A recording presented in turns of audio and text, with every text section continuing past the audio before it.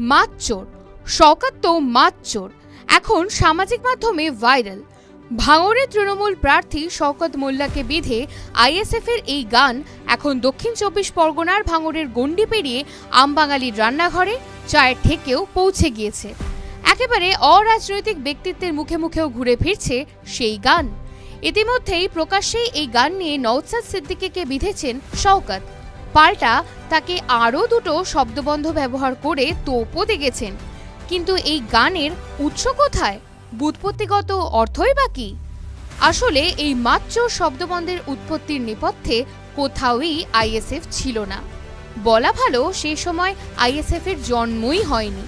তাহলে আসলে শওকতকে মাতচোর বলে তোপ দেখেছিলেন তাঁরই দলের সহযোদ্ধা কাইজার আহমেদ। টিভি9 বাংলাকে এক্সক্লুসিভলি জানালেন কাইজার আহমেদ।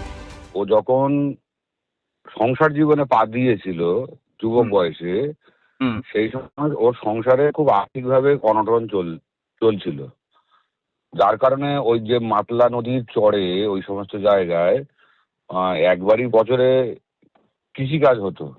আচ্ছা, একবারই কৃষিকাজ হতো, যার কারণে ধরুন এক বছর ওরা চাষবাস করতো, তারপরে সেখানে মাতলা নদীর জল ঢুকিয়ে ওই জায়গাগুলো বিস্তীর্ণ এলাকায় সবাই নোনা জল ঢুকিয়ে ওদের ওই ধান চাষগুলোকে নষ্ট করে দিত। ফের আবার পরের বছর ওরা ঋণ ফিন নিয়ে ফের আবার চাষ করতো, ফের পরের বছর এরকম পরপর ২-৩ বছর এরকম এইভাবে যখন ওই মাতলা নদীর নোনা জল ঢুকে ওই বিস্তীর্ণ এলাকা চাষবাস নষ্ট হতো, তখন আর্থিকভাবে প্রচন্ড রকম ভাবে দুর্বল হয়ে পড়ে ও। তখন সংসার চালানোর জন্য বাধ্য হয়ে তখন ওর অন্যের ভেড়িতে মাছ চুরি করতো এবং সেই সব মাছ নিয়েও ক্যানিং বাজারে বিক্রি করতো, করে মোটামুটি করে কোনো রকম ভাবে সংসার চলতো। তাই সেসব নিয়ে মানে আর্থিক অবস্থা খারাপ হতেই পারে, সেসব নিয়ে আরো ব্যক্তিগত আলোচনা আমার সঙ্গে করেছে। আমি ওর হিস্ট্রিটা জানি। বিষয়টা হচ্ছে, আমি এইসব ব্যক্তিগত আক্রমণ করার কোনো রকম ভাবে পক্ষ নয়, এই ধরনের রুচি আমারও নয়। কিন্তু শওকত মোল্লা ও রাজনীতি করতে এসে ২০১১ সালের নভেম্বরে যখন ওর তৃণমূল কংগ্রেসে আসার জন্য ইচ্ছা প্রকাশ করে এবং ওর জীবন বাঁচাতে সেই সময় যে ওর জীবনহানির আশঙ্কা করে, কেন প্রচুর মানুষের বাম পিরিয়ডে ও ক্ষতি করে রেখে দিয়েছে এবং ওখানে যখন একটা রেভুলেশন তৈরি হয়ে যায় তখন ও বাঁচার জন্য বহু লোকের কাছে, তৃণমূল কংগ্রেসের বহু লিডারের কাছে ও হাতে পায়ে ধরে যে আমি তৃণমূলে আমি ঢুকবো। তোয়া সিদ্দিকির কাছে গিয়ে ধর্মীয়ভাবে সুপারিশ করে, আমার কাছে আসে, আরো অন্য লিডারের কাছে যায়। আমি এইসব কথা নিয়ে শোভনদাকে বুঝিয়ে, সেই সময় মুকুলদাকে বুঝিয়ে আমি ওকে দলে ঢোকার একটা রাস্তা তৈরি করে দিই। সেই শওকত মোল্লা মানে রাজনৈতিকভাবে যখন প্ল্যাটফর্মে চলে এসে আস্তে আস্তে নিজের জায়গা তৈরি করে অভিষেক বন্দ্যোপাধ্যায়ের কাছে যায়, গিয়ে সেখান থেকে আস্তে আস্তে আমাদের উপরে টর্চার অত্যাচার শুরু করে ২০১৮ সালের পর থেকে শওকত মোল্লা।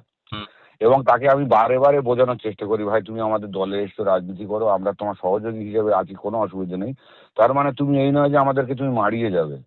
ও সেই ওর যে পুরনো স্টাইল, সেই পুরনো স্টাইল ফের আবার ফিরে পেয়ে মানে ফের মানুষের উপরে টর্চার অত্যাচার, পাশাপাশি পুরনো তৃণমূল কংগ্রেস যারা করে তাদের উপরে আরো চরমতম অত্যাচার শুরু করে।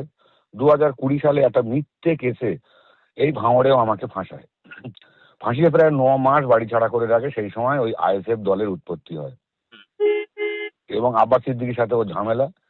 তো সেই সব কারণে ২০২১ সালের পর থেকে ও আমাকে সম্পূর্ণ কোণঠাসা করতে থাকে।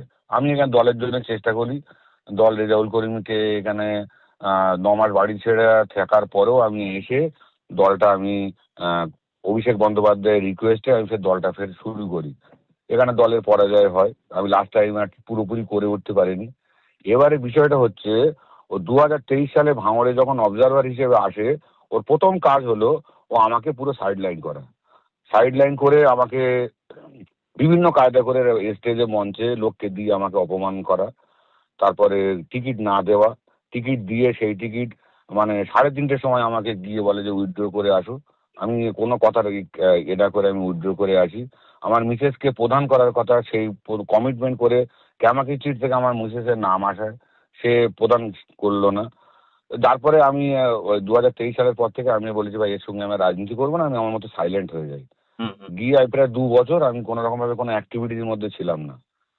ও ২০২৫ সালের ২৫শে অক্টোবর আমাদের জেলায় একটা রাজনৈতিকভাবে পরিবর্তনের আশঙ্কায় আমার সঙ্গে থাকা কিছু ছেলেপিলে আমার অফিস থেকে বাইরে বেরিয়ে গিয়ে বাসন্তী হাইওয়ের উপরে ও তারা একটু বোমা টোমা ফাটায় বা একটু আতশবাজি টাজি ফাটায়। সেটা ওটি ফোনে দেখার পরে কিছু লোকজন পাঠিয়ে আমি যখন অফিস থেকে বেরিয়ে চলে আসি তার 0.5 ঘন্টা পরে আমার অফিসটাকে পুরো ভেঙে ভাঙচুর করে দেয়। আমি দলের কাছে এর বিচার চেয়ে দিদির কাছে বার্তা পাঠাই, দিদি শোনে, ওকে বকাবকি করে, ব্যাস ওই পর্যন্ত।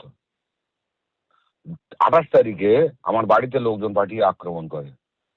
তারপরে ক্রমাগত বিভিন্ন লোককে দিয়ে মিডিয়াতে বাইট করিয়ে আমাকে হুমকি দেওয়া। তারপরে পরবর্তীতে আজ থেকে মাস দেড়েক আগে ও সুপারি কিলার লাগিয়ে আমাকে খুন করবে বলে ঘাটাল থেকে ক্রিমিনাল নিয়ে আসে, সেটা আমি টিভিতে বলি এবং আমি ওর নামে এফআইআর করি থানায়। যখন এই লেভেলে চলে গেছে, যখন আমার জীবনহানি করার চেষ্টা করেছে, তখন আমি পুরো একদম মানে শপথ করে নিয়েছি যে একে যতক্ষণ না রাজনৈতিকভাবে একে আমি শেষ করব ততক্ষণ না আমি আর মানে ঘুমাবো না, এরকম একটা অবস্থা। আমি রাত দিন এক জায়গায় করে পুরো ভাঙড়ের মানুষকে একত্রিত করে ওদেরকে আন্দোলনমুখী করে তুলি এবং তার মাঝখানে যে ও আমার সঙ্গে ওর পার্সোনাল কথা যেটা আমাকে বলে রেখে দিয়েছিল যে এই এই ঘটনা, আমি সেটা একদিন বাধ্য হয়ে একটা প্রেসকে বলি এবং এটা আমি কবে ওকে বললেন ওপেন এটা? মিডিয়াতে এটা আমি বলেছি ওই ইলেকশন ডিক্লিয়ার হওয়ার বেশ কিছুদিন আগে। তো তো পরাজয় নিশ্চিত, এখানে কোনো সন্দেহ নেই। এখানে কেন মানুষ এখানে তৃণমূলের বিরুদ্ধে নয়, ভাঙড়ের মানুষ, বিশেষ করে এখানে ভাঙড়ের মানুষ মমতা বন্দ্যোপাধ্যায়, অভিষেক বন্দ্যোপাধ্যায়কে এখানে ভালোবাসে, শ্রদ্ধা করে এবং এখানে উন্নয়ন যথেষ্টই হয়েছে। কিন্তু শওকত মোল্লার বিরুদ্ধে এখানে মানুষ ভোট দিয়েছে, রায় দিয়েছে। আগামী আর 2 দিন পরেই আপনারা বুঝবেন যে কি চরমভাবে ও পর্যদস্ত হচ্ছে এখানে। এটা আমি আগে থেকেই বলে আসছি। তো তাহলে আপনার এই কথাটা তো সফল, মানে এইভাবে ভাইরাল হয়েছে, এটা কি সফল তো আপনি সেদিক থেকে একটা অংশ? 200% সফল, এ বিষয়ে কোনো সন্দেহ নেই। এই যে মাত্রর কথাটা, এটা তো তাহলে খুব ঠিক করেছে।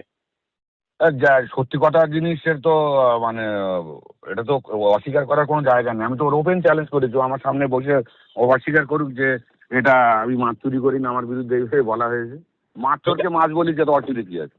আইএসএফ কি আপনার অনুমতি নিয়েছিল এই যে শব্দটা বা এটা ব্যবহার করার জন্য? না, আমার কাছে কেউ কোনো অনুমতি নিইনি, আর আমি কাউকে কোনো বাধাও দিইনি, আমাকে কেউ জিজ্ঞাসাও করিনি। যেন মমতা বন্দ্যোপাধ্যায় যখন বলছে যে তুই তো বোম মারিস, সেই কথাটা তো কোড হয়ে রয়েছে। সেই বলেছিল 2017 সালে, সেটা যেমনি ওই গানের স্টার্টিং এ ইউজ করেছে, তেমনি আমি যেমনি মাপচোর বলেছি ওটা ওই কথাটার মাঝখানে আর কি ইউজ করেছে ওরা। তাতে কেমন আমার লেগেছে কোনো আপনার গানটা দাদা, কেমন লেগেছে গানটা? ভীষণ ভালো লেগেছে। তো উনি তো বলছে যে আইনি পদক্ষেপ নেবেন, বা খুব খারাপ লেগেছে ওনার এই কথাগুলো। ও আইনি পদক্ষেপ নিলেও তো 3 গুণ আইনি পদক্ষেপ নেওয়ার জন্য আমিও রেডি আছি। ঠিক আছে। ও তাহলে মমতা বন্দ্যোপাধ্যায়ের বিরুদ্ধে ওর আইনি পদক্ষেপ নিতে হবে, যেহেতু ও দিদি বলেছিল যে তুই তো বোম মারিস। ঠিক। তা দিদির বিরুদ্ধে আইনি পদক্ষেপ দিলে আমার বিরুদ্ধেও নেবে।